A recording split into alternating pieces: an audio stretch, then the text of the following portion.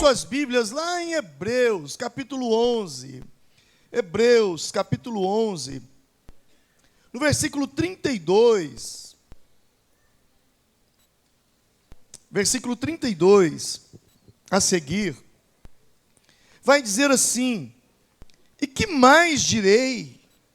Faltar-me-ia o tempo contando de Gideão, e de Baraque, e de Sansão, e de Jefté, e de Davi, e de Samuel, e dos profetas, os quais pela fé venceram reinos, praticaram a justiça, alcançaram promessas, fecharam as bocas dos leões, apagaram a força do fogo, escaparam do fio da espada, e da fraqueza tiraram forças.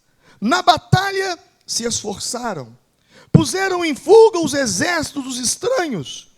As mulheres receberam pela ressurreição seus mortos. Uns foram torturados, não aceitando o seu livramento para alcançarem uma melhor ressurreição. E outros experimentaram escárnios e açoites, e até cadeias e prisões. Foram apedrejados, cerrados, tentados, mortos ao fio da espada, andaram vestidos de peles de ovelhas e de cabras, desamparados, aflitos e maltratados, dos quais o mundo não era digno, errantes pelos desertos, e montes, e pelas covas, e pelas cavernas da terra. Todos estes, tendo tido testemunho pela fé, não alcançaram a promessa, provendo Deus alguma coisa melhor a nosso respeito, para que eles, sem nós, não fossem aperfeiçoados. Versículo 34. Apagaram a força do fogo, escaparam do fio da espada, e da fraqueza tiraram força. Diga comigo, e da fraqueza tiraram força. Mais uma vez, e da fraqueza tiraram força. Amém. Eu quero meditar um pouco nessa palavra com você. Uma palavra tão interessante. Da fraqueza tiraram força. O texto fala de heróis da fé e conta a história de homens e mulheres que foram vencedores, pessoas que suportaram as mais diversas provas, provações, tribulações, aflições, pessoas que suportaram muito, venceram, passaram por todo tipo de problema, venceram. E agora a Bíblia diz que da fraqueza eles tiraram força. Eu quero falar com vocês hoje sobre uma palavra que trouxe esses casais até aqui. Até onde eles chegaram. Uma palavra que te trouxe até aqui, nesse momento da sua vida, aonde você está hoje. Porque você já passou inúmeras dificuldades, situações, e pessoas talvez que passaram coisas menores que você não suportaram. Pessoas que passaram coisas inferiores às que você sofreu na vida, não suportaram. Talvez você entrou aqui hoje ainda com uma dor, ainda nesse momento de dor, ainda suportando, quem sabe, a perda de um familiar, de um amigo, quem sabe uma situação tão complicada na sua saúde, na sua família, na sua vida financeira, na sua vida profissional, eu não sei. Mas eu quero falar com você hoje sobre uma palavra-chave. Uma palavra que não apareceu aqui em Hebreus capítulo 11, mas ela esteve na vida desses homens e mulheres que passaram por todas essas situações mencionadas no texto. Eu quero falar com você sobre resiliência. Diga comigo, resiliência. Quero falar com você sobre isso. Resiliência. Ser resiliente. Essa é uma palavra muito moderna para o nosso vocabulário. A bem da verdade, não é uma palavra tão moderna para o mundo da física. A física já usava muito a resiliência. Resiliência é uma palavra que, no latim, é resiliens, que significa voltar ao estado normal. Voltar ao estado normal, principalmente após uma situação crítica que altera o equilíbrio de um sistema. É como quando você aperta uma mola e você tem uma mola na mão, e quando você aperta e solta aquilo, ao trazê-la de volta ao estado normal, aquilo se chama resiliência.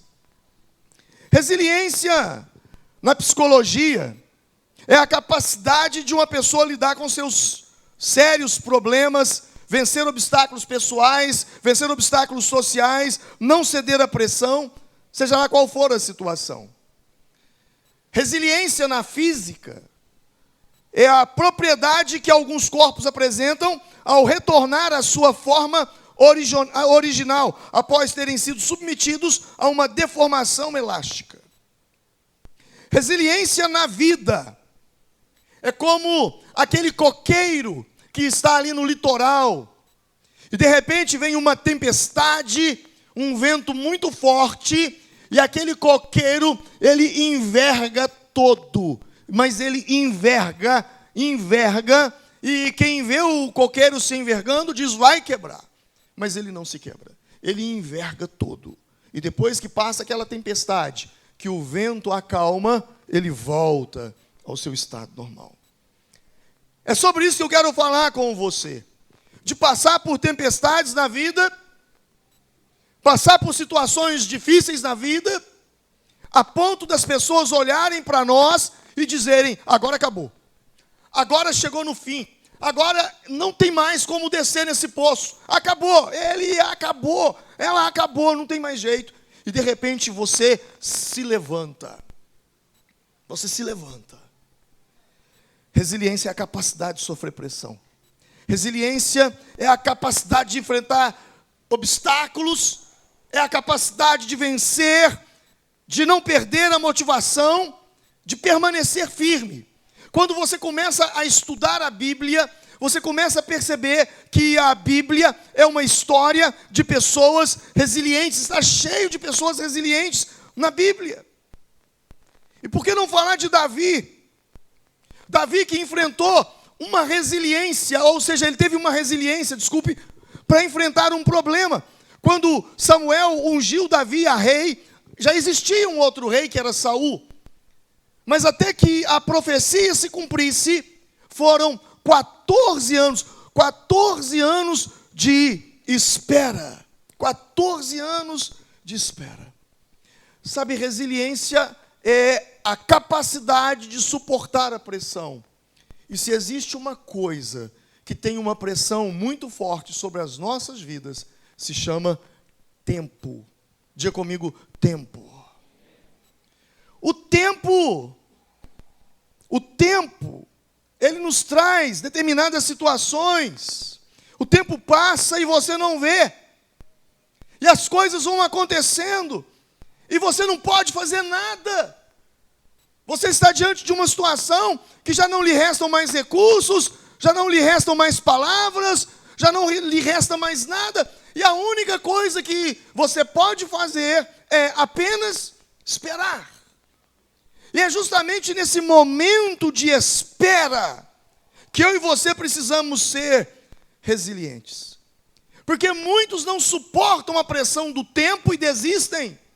Muitos não suportam a pressão do tempo e abrem mão. Não são resilientes. Davi esperou 14 anos. Como lidar com o tempo no casamento? Como lidar com o tempo? Nós vimos aqui um casal com 24 anos de casados. Eu não sei, mas eu acredito que aqui tinha gente com mais tempo. Eu particularmente tenho. Eu e Romilda, nós faremos agora 29 anos. 29 anos de casados.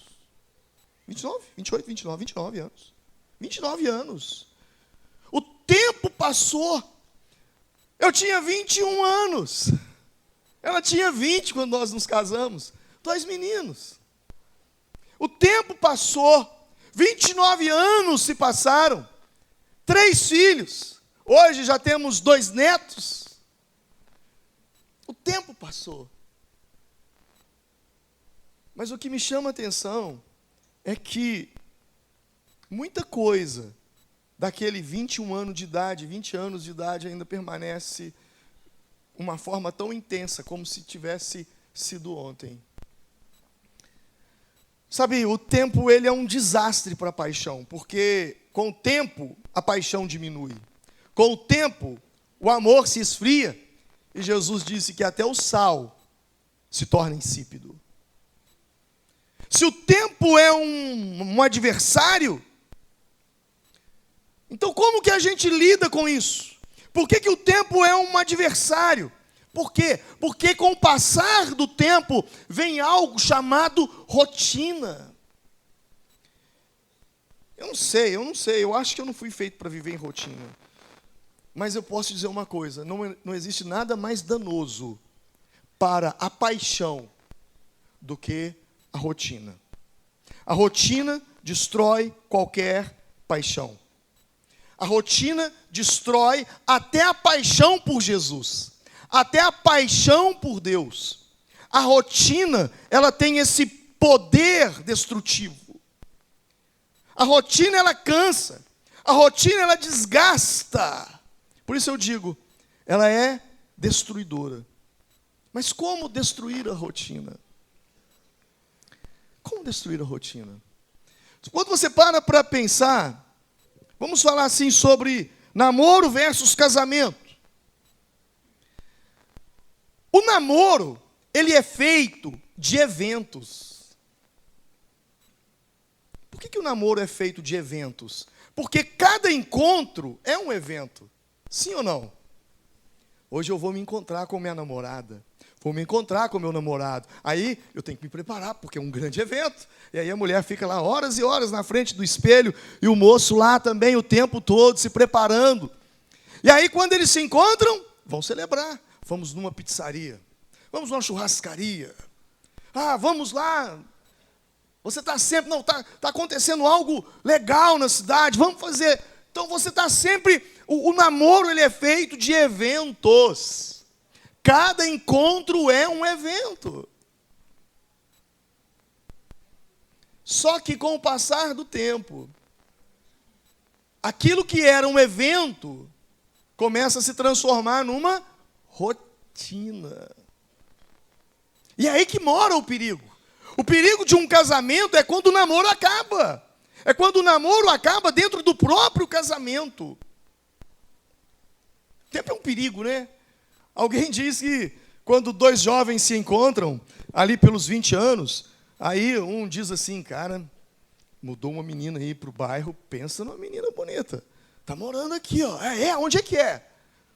Aí quando eles chegam nos 30 anos, eles vão conversar, um diz para o outro, cara, abriu um restaurante aí na cidade, comida muito boa.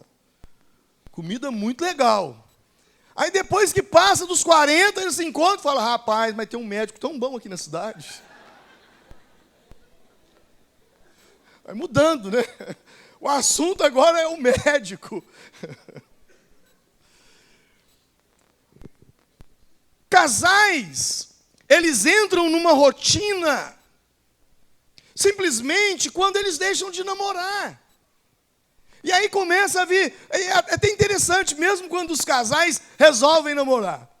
Ah, não, nós vamos namorar, então vamos. O pastor falou, então vamos. Aí eles vão numa pizzaria numa semana, na outra semana eles vão, no outro mês. Aí você começa a observar a vida deles. Eles vão, um ano depois, eles estão indo na mesma pizzaria, sentando na mesma cadeira e comendo a mesma coisa. Mas o que eu e você precisamos fazer é anular essa rotina.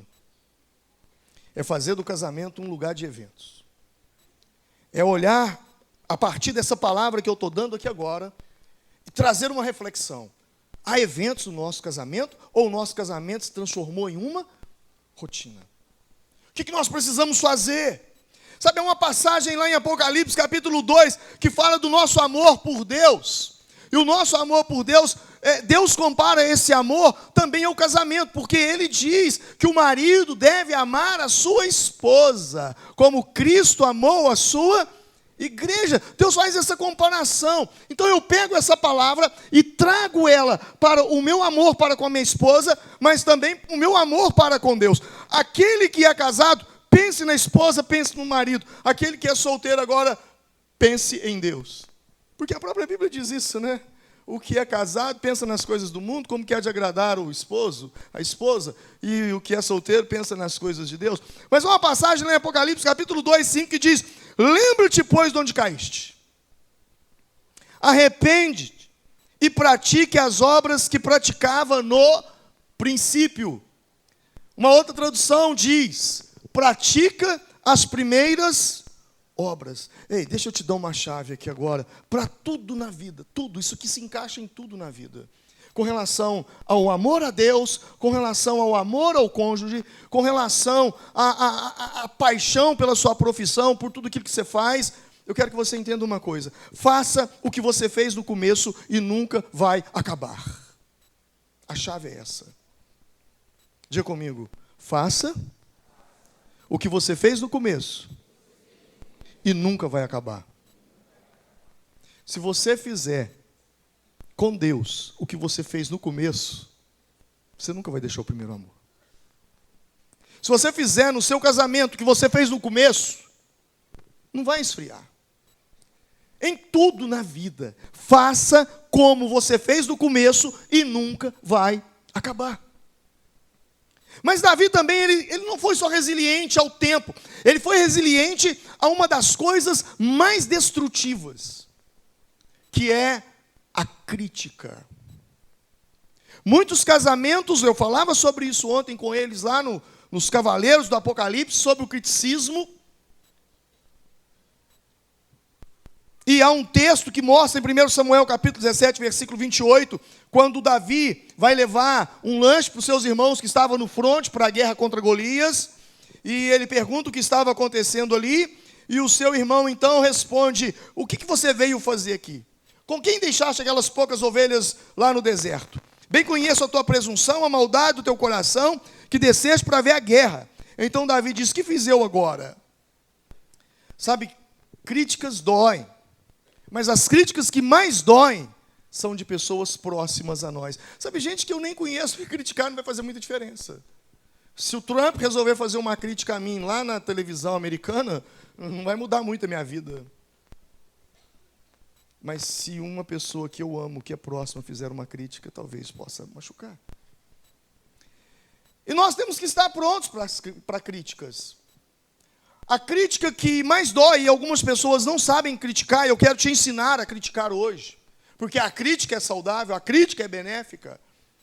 Mas a crítica, ela é boa quando o alvo da crítica é aquilo que eu faço, é o comportamento que eu exerço, e não a minha pessoa. E o que acontece às vezes em muitos casais, é que em vez da esposa criticar o que o marido fez, ela critica o marido.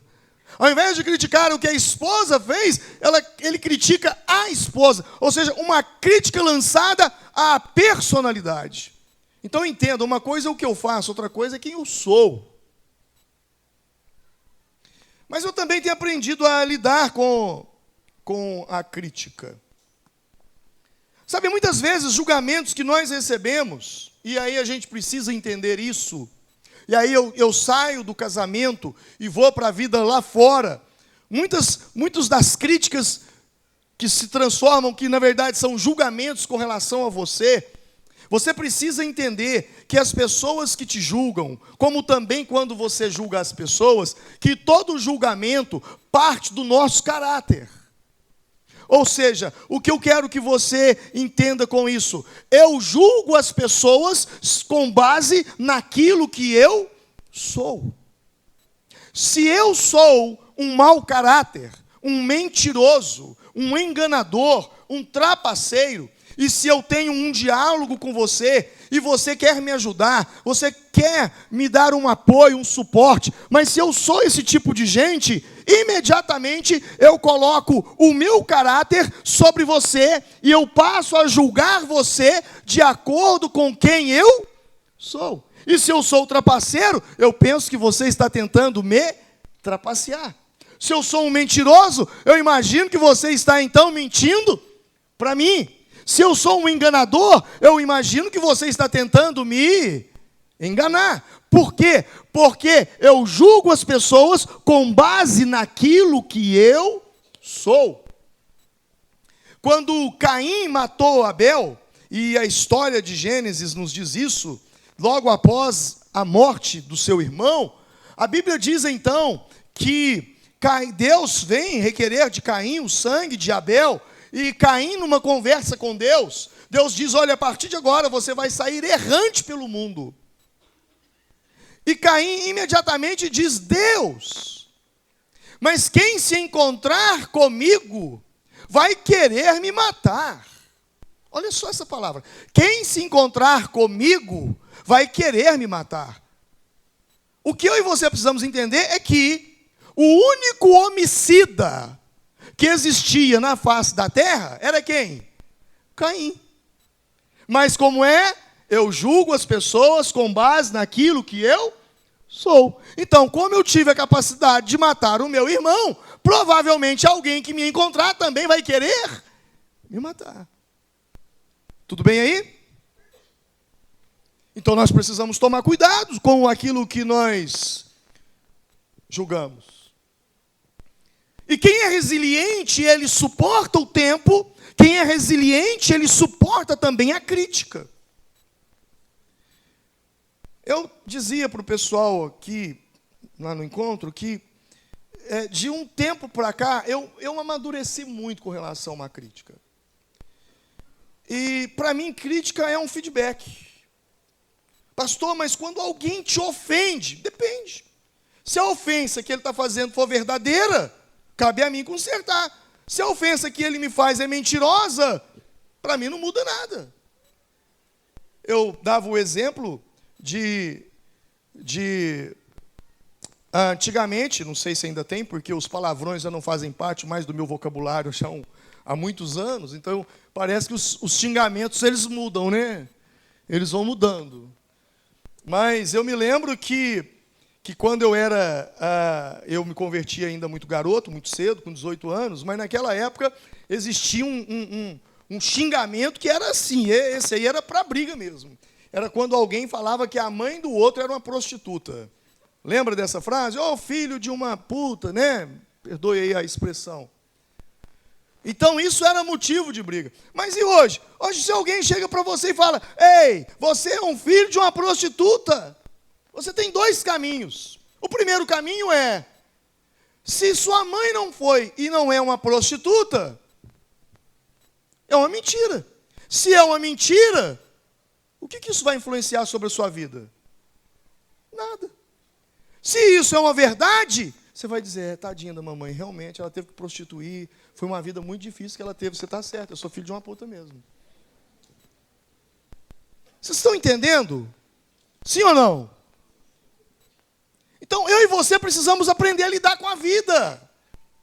Sabe, não tem ninguém mais crítico com você, não tem ninguém mais ofensivo com você do que o seu espelho.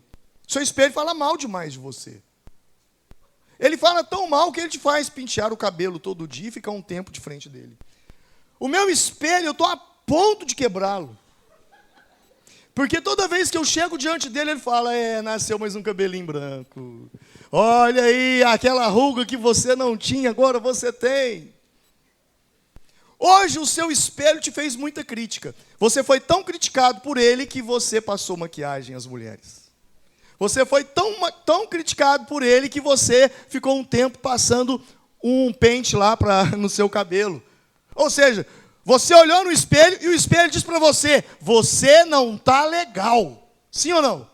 E aí você então deu um jeito de se consertar. Quando a gente passa a encarar as críticas como um espelho, é um feedback, alguém mostrando um ponto cego que eu não estou conseguindo enxergar. Se é verdadeiro, eu digo obrigado. Se não é verdadeiro, então passou por aqui, saiu por aqui, eu não tenho nada com isso, vida que segue.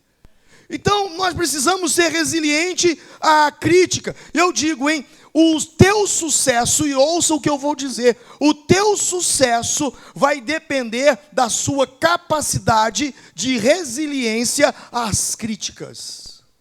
Tem muita gente boa, com ideias maravilhosas, pessoas fantásticas, mas que elas não resistem à prova da crítica. Na primeira crítica, desiste, larga tudo, abandona tudo, para com tudo. Você conhece gente assim? Ah, fulano, cara, você tem tanta ideia, por que você não faz? Ah, não, eu não vou fazer não, porque se eu fizer, alguém vai me criticar. Quantas pessoas que estão paralisadas, imobilizadas, neutralizadas, por quê? Porque elas não suportam críticas. Eu me lembro quando eu fui ordenado a pastor, o meu pastor me disse assim, se você quiser ser uma pessoa bem-sucedida na vida, ouça o que eu vou te dizer. Nunca tenha medo de crítica e nunca seja escravo de aplausos. E você será um bom pastor. Eu coloquei isso como meta de vida. Não ter medo de crítica e não ser escravo de aplauso. Se você colocar isso como meta na sua vida, você vai longe. Você será muito abençoado. Mas a resiliência também nos fala de Jó. Para mim, Jó foi o campeão da resiliência. Vocês conhecem a história dele. Ele perdeu sua família, os seus filhos morreram numa tragédia, um telhado desabou e matou os filhos. Ele perdeu os seus bens, seu patrimônio, tudo aquilo que ele construiu ao longo da sua vida com muito esforço, com muita dedicação, com muito trabalho, com muita competência. Agora Jó perde tudo do dia para a noite, com uma série de tragédias, acontecimentos que se dão em segmentos um ao outro. E quando Jó perdeu tudo aquilo ali, ele disse uma frase. Ele ficou como um toco de uma... Imagina uma árvore linda, frondosa, que é frutífera, e vem alguém ali e corta no tronco daquela árvore. Foi assim que Jó se sentiu. E por se sentir assim, ele disse o seguinte: há esperança para a árvore, que se for cortada, ainda se renovará. Não cessarão os seus brotos. Se envelhecer na terra a sua raiz, e o seu tronco morrer no pó, ao cheiro das águas brotará, e dará ramos como uma planta.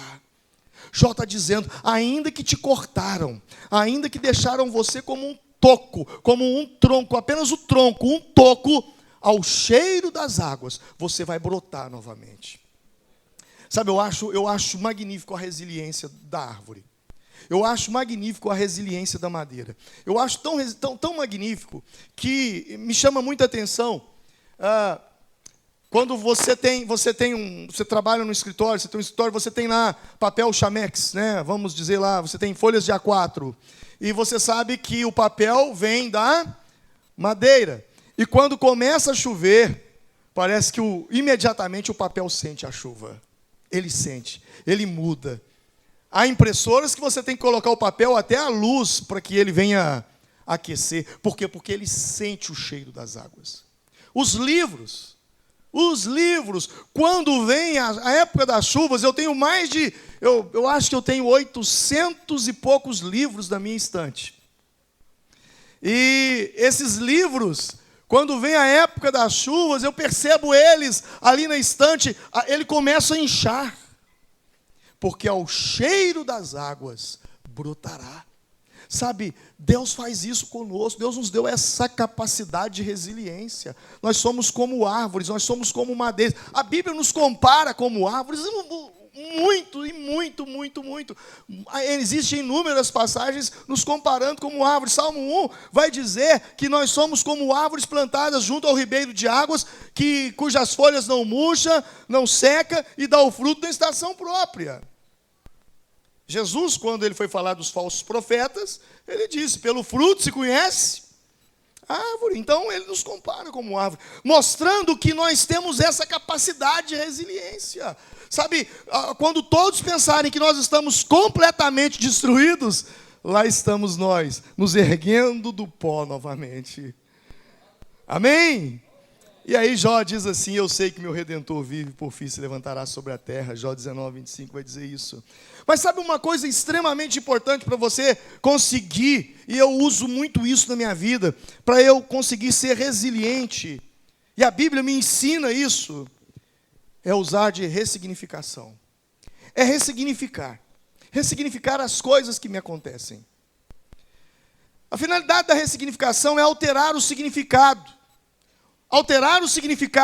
que você deu a uma situação na sua vida. Por isso eu não canso de dizer no altar dessa igreja, aquilo que te acontece é importante, mas o significado que você dá àquilo que te aconteceu é muito mais importante ainda. Porque aquilo que te acontece, daqui 1 dia, 2 dias, já não vai existir mais, mas o significado que você der, você vai trazer aquilo para o resto da sua vida. Tem gente aí já com muitos anos de idade, mas sofre coisas ainda na sua mente lá da infância. Por quê? Porque resolveu dar um significado naquilo, o que aconteceu já acabou, mas o significado está tão vivo, está tão recente, tão fresco, que parece que foi antes de ontem.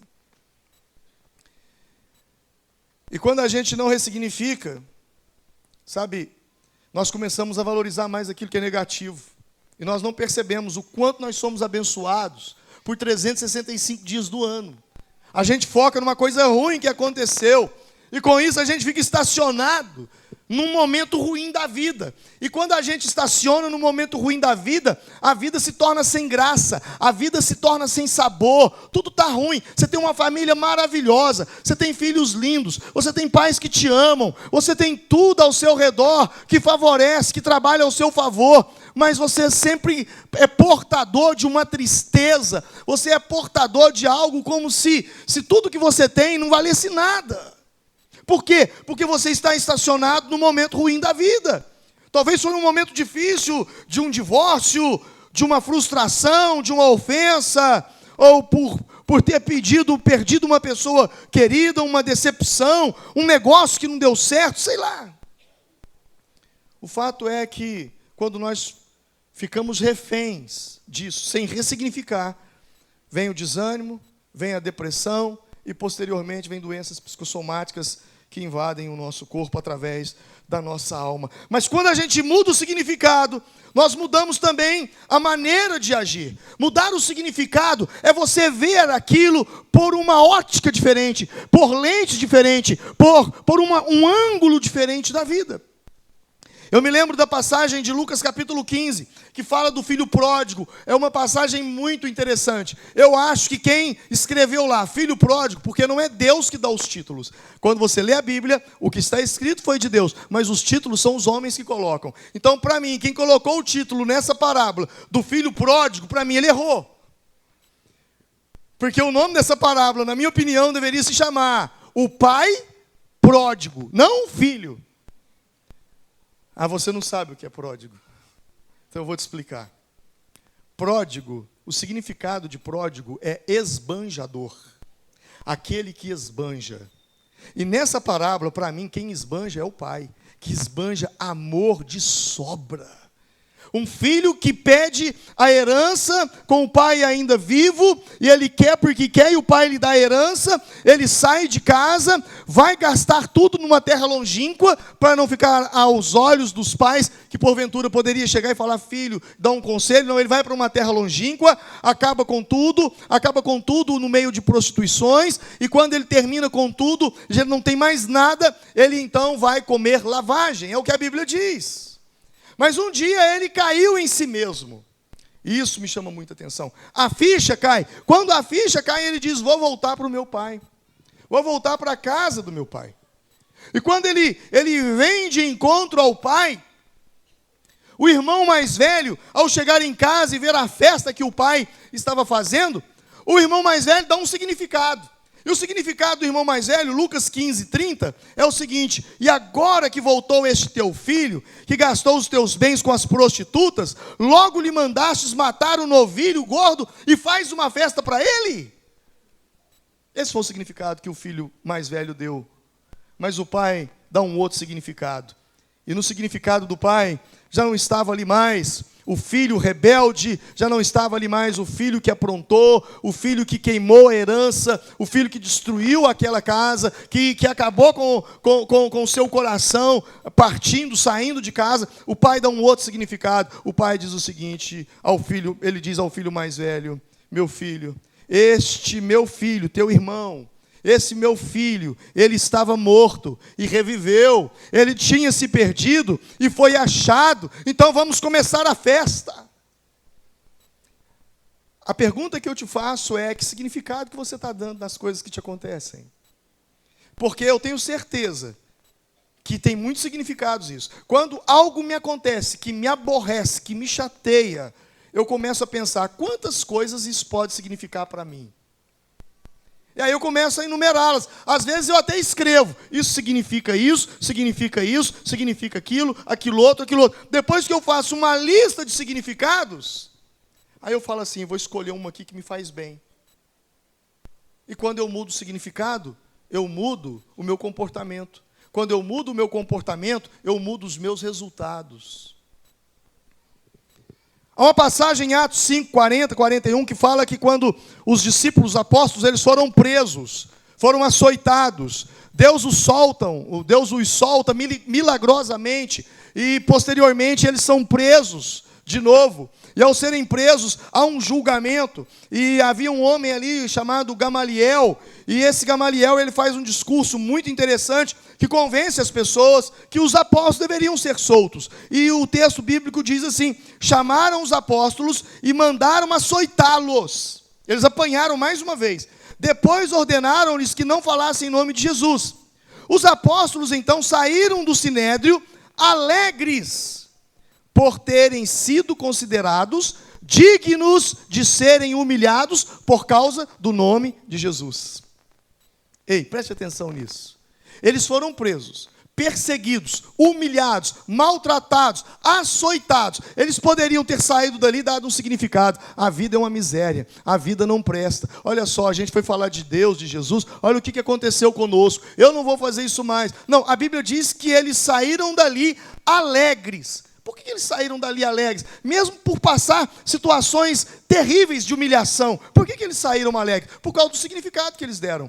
Eles simplesmente disseram assim, olha, eu vou ficar alegre. Por quê? Porque eu fui considerado digno de ser humilhado por causa do nome de Cristo. E Jesus tinha dito isso lá no Sermão da Montanha, nas bem-aventuranças. Bem-aventurados sois vós, quando vocês forem perseguidos, humilhados por causa do meu nome. Então, quando você é perseguido, humilhado, você tem o significado de dizer assim, tá vendo como é que é a vida? Não, eu também vou humilhar esse povo. E aí começa uma confusão. Mas você pode também dar um significado seguinte. Você pode se levantar e dizer, hoje se cumpre a palavra de Deus nesse lugar. Eu estou sendo perseguido, humilhado. E a minha Bíblia diz que aqueles que amam a Jesus serão perseguidos e humilhados. É um novo significado. E quando você dá esse significado, ao invés de se abater, você se levanta.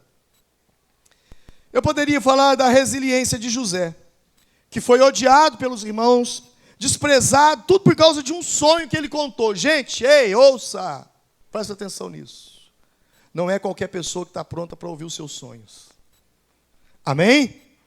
Não é qualquer pessoa que está pronta para ouvir os seus sonhos. Não saia contando os seus sonhos aí para todo mundo. Não é todo mundo que pode ouvir os seus sonhos que estão prontos. Os irmãos de José não estavam prontos para ouvir o sonho dele. E aí o que eles fizeram? Eles perseguiram ele.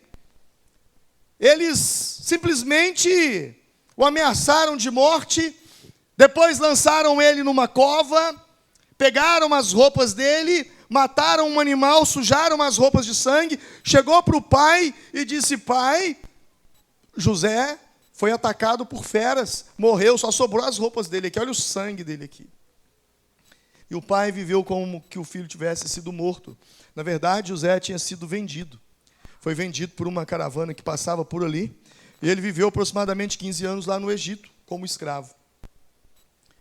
Interessante é que ele vai então trabalhar na casa de Potifar, e você conhece a história, que a mulher de Potifar tenta ter um caso com ele, e ele não aceita aquilo porque ele não queria ser infiel ao seu patrão, ao seu Deus também, e ela então lança-lhe uma calúnia, e ele é preso, ele passa 2 anos na cadeia.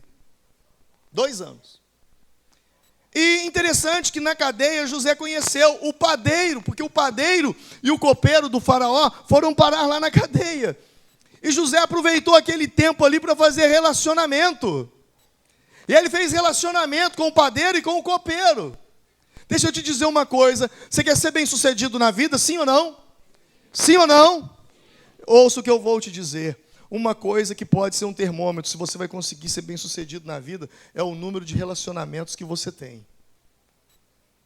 O número de amizades que você tem. O número de amigos que você tem. E José faz relacionamento com eles, se torna amigo deles. E José interpreta o sonho de um deles e diz: olha, vocês serão soltos. Um vai morrer, o outro vai viver. Você que vai viver, lembre-se de mim quando isso acontecer. E eles foram soltos da prisão. Realmente, aconteceu do jeitinho que ele falou. E o padeiro foi morto. O padeiro morreu. Só que, diz a Bíblia em Gênesis capítulo 40, versículo 23, que o copeiro não se lembrou de José, mas se esqueceu dele. Olha só, o copeiro morre, porém não se lembrou de José. Antes, se esqueceu dele. Deixa eu te falar uma coisa. Alguém já se esqueceu de você? Sim ou não? Alguém já se esqueceu de você? Dê graças a Deus por isso. Sabe por quê? Porque tudo tem o seu tempo.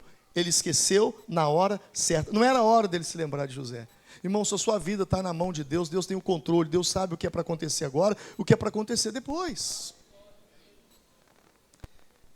É o tempo dele. Então o que José faz? José se torna resiliente ao tempo. Ele suporta aquilo.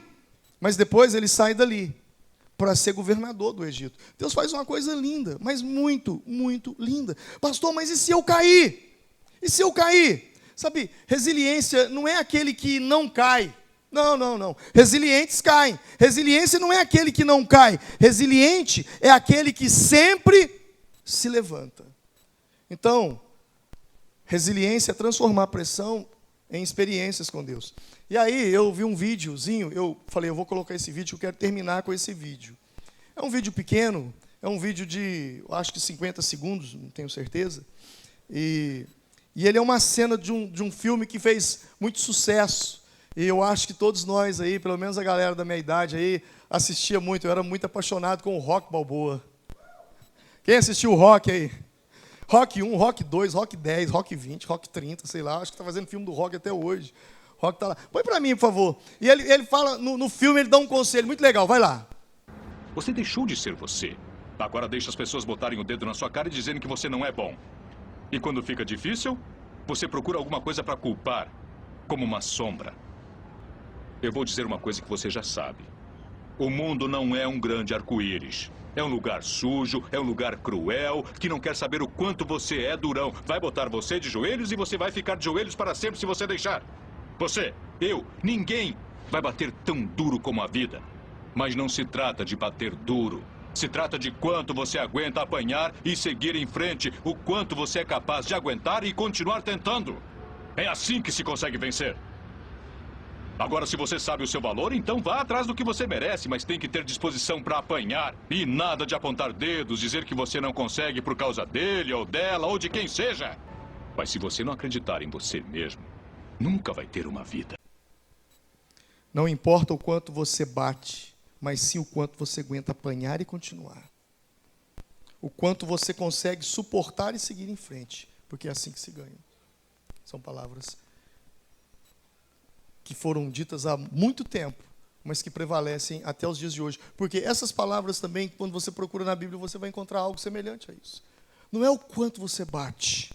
Resiliência tem a ver com o quanto você aguenta apanhar. Amém? Então eu quero te convidar a se colocar em pé nesse momento.